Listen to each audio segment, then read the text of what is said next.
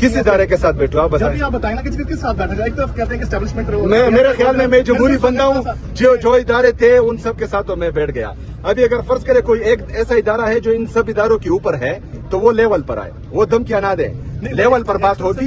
मेरी बात सुने ना, लेवल पर बात होगी। मैं वज़ीर आला हूँ, मैं उस रेडी वाले का वज़ीर आला हूँ जो अपने बच्चों के लिए जो है पूरे दिन रात मेहनत करके एक दिन की रोटी कमाता है। मैं उसका वज़ीर आला हूँ, मैं रिक्शे वाले का वज़ीर आला हूँ, मैं जो है टैक्सी ड्राइवर का वज़ीर आला हूँ, मैं सुजुकी वाले का वज़ीर आला हूँ, मैं आम नौजवान का वज़ीर आला हूँ, मैं स्टूडेंट्स तुलबा का वज़ीर आला हूँ।